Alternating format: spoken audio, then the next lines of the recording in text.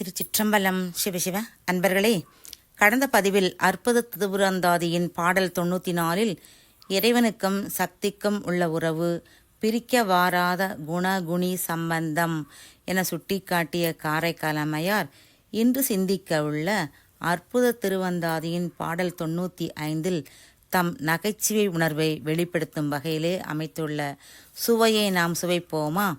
பாடல் 95. அவளோர் குலமங்கை பாகத்து அகலாள், இவளோர் சலமகளும் ஈதே, தவளநீரு என்பணிவீர் என்றும் பிரிந்தறியீர், ஈங்கு இருவருள் அன்பணியார் சொல்லுமின் இங்கு ஆர். இந்த பாட்டில் முதலடியிலே உமையம்மையை குறிக்கிறார். குலமங்கை என்று அன்னை இமயவான் மகள். நற்குலத்திலே பிறந்த அவளை தேவரும் பிறரும் அறிய இறைவன் மனம் புரிந்து கொண்டான்.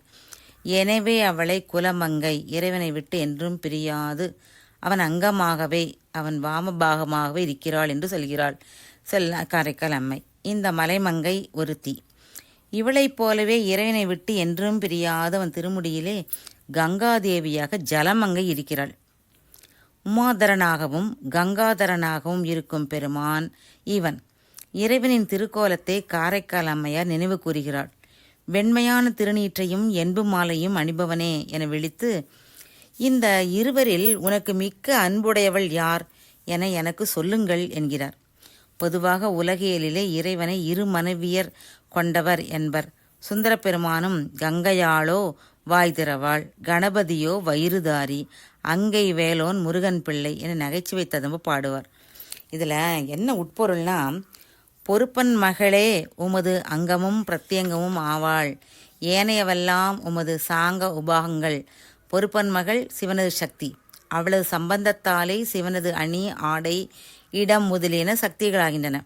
அதுபோலத்தான் கங்கையின் வீழ்ச்சியால் உலகம் அழிந்து ஒழியாதபடி அவளை சிவன் தாங்குகிறான்.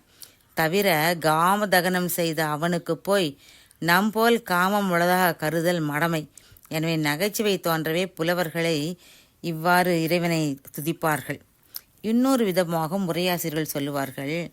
காரைக்காமையில சொல்கிறாங்களாம், என்றும் நும் திருவருள் வண்ணமாய் திகழும் திருநீற்றோடு ஊழிக்காலமாகிய காலமுடிவிலே இறந்தொழிந்த பிரம்ம விஷ்ணுக்களின் எலும்புகளையும் ஒப்ப அணியும் இயல்புடையர் ஆதலின், நும்முடன் பிரிவின்றி திகழும் உரிமையுடைய குலமகளான உமாதேவியாரோடு இடைக்காலத்தே வந்தடைந்த சலமகளாகிய கங்கையையும் ஒப்ப வைத்து போற்றுகின்றீர் என்பதை யாம் குறிப்பால் உணர்ந்தோம் என்று நயமாக கூறக்கூடிய காட்சியை நாம் இந்த பாடலிலே காணலாம்.